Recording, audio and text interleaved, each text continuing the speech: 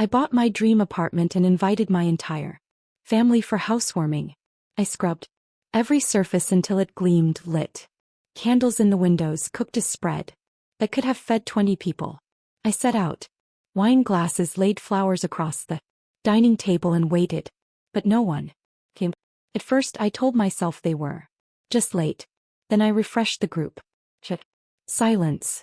Minutes stretched into hours. My food went cold. My chest sank lower with each passing tick of the clock. Finally, curiosity turned to dread. I checked social media. And there it was. Photos of my parents, my sister, my aunts, all smiling in front of my brother's new apartment, toasting, laughing, my mother beaming at his side.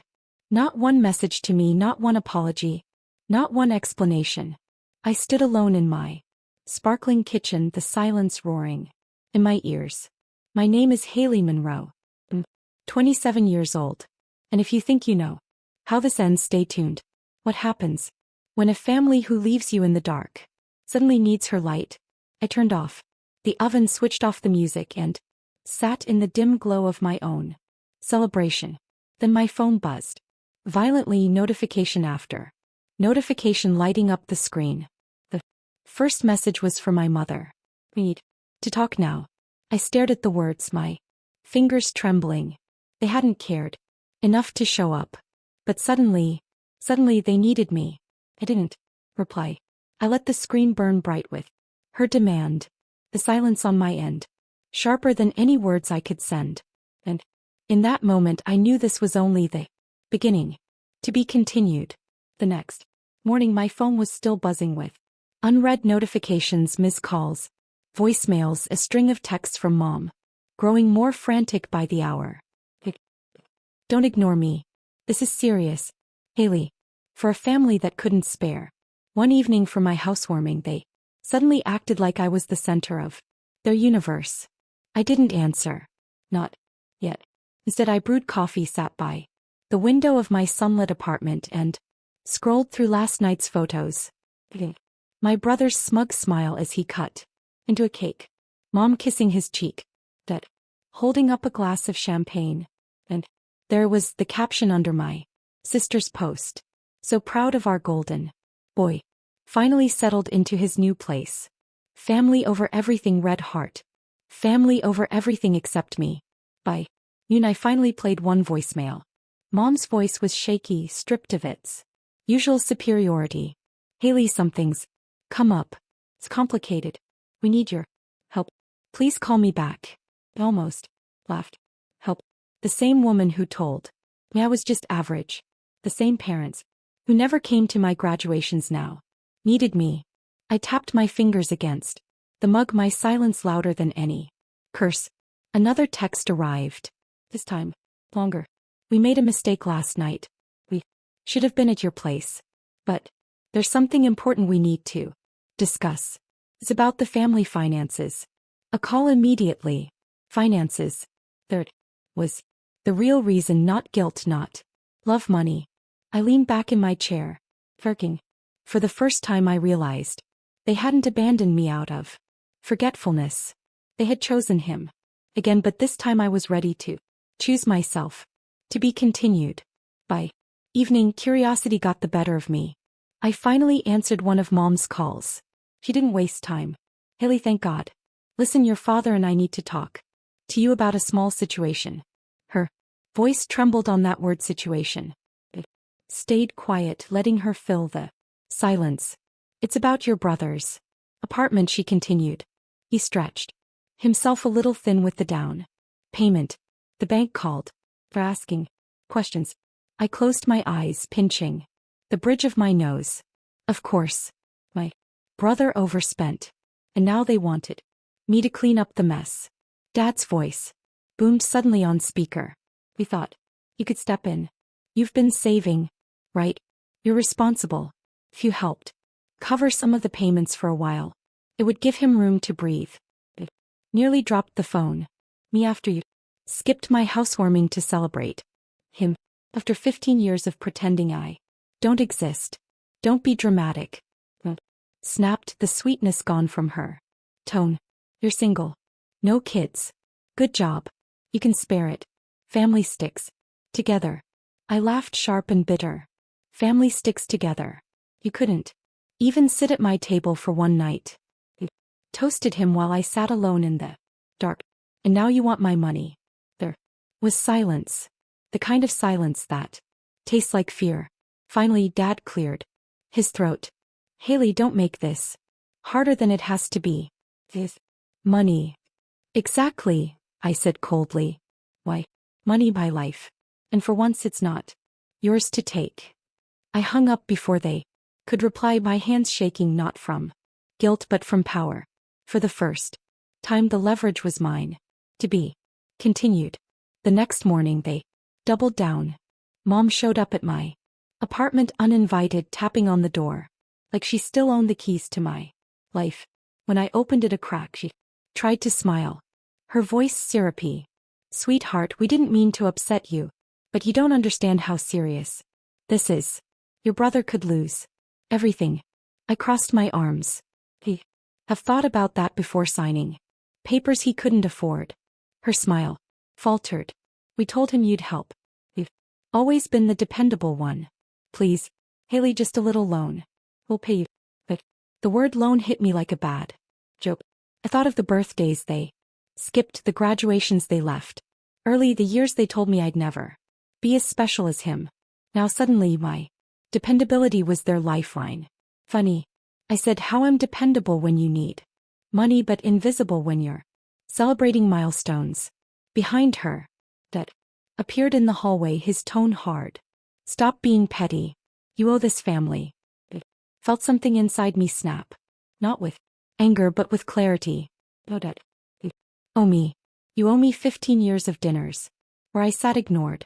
You owe me every holiday where I was too average to be noticed. And you owe me an apology. That'll never come. Mom's eyes glistened, but it wasn't guilt. It was fear. She knew I wasn't bending. It opened the door wider, not to welcome them in but to push them out. The bank's your problem, not mine. Good luck. I closed the door in their faces.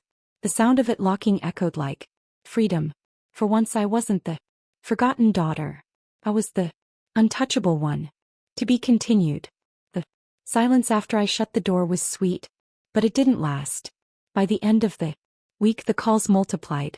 Some came from relatives I hadn't heard from in years. Haley, can't you just help it? Little. Your brother's under stress. Don't be so cold. Cold. That word. Burned. Where were they when I sat alone? On my housewarming night. Where were they when my milestones passed? Unnoticed? I didn't answer. That I went back to my routine. Work friends. Evenings in my apartment lit by lamps I'd chosen. Art I'd hung. A life I had built without them. Still, the buzzing phone on my counter was a reminder of the storm I'd left outside. Finally, one voicemail from Mom caught my attention. Her voice was shaky. Haley, please. The bank is threatening foreclosure. Word gets out, it'll ruin us. People will know your brother failed. We can't let that happen. Please just think about the family name. I almost laughed out loud. The family name. The same name that had left me off invitations. The same name that never clapped for me. Now dangled. In desperation. That night I sat at my desk and pulled out the paperwork for my apartment. Paid in full. No co-signers. No debts. I took a photo of the deed. The one with only my name written in bold. I typed out a caption and saved. Waiting for the right moment. Built this life without anyone's help. Some stories tell themselves. The power wasn't just in refusing them. It was in letting them realize slowly that I had already won. And for the first time I wanted them to watch me shine without their shadows. To be continued. The message I drafted sat saved on my phone. I hadn't posted it yet, but the temptation grew stronger with every desperate voicemail. On Saturday my brother himself finally called. His voice was thinner than I remembered. Pride chipped away. Haley, I know we've had our differences, but you can't just sit back and watch me lose everything. You're my sister. You're supposed to help. I let his words hang. Then I asked, calm and sharp, did you think about me? When you all skipped my housewarming. When you toasted your new place while I sat alone. Was I your sister? It went quiet.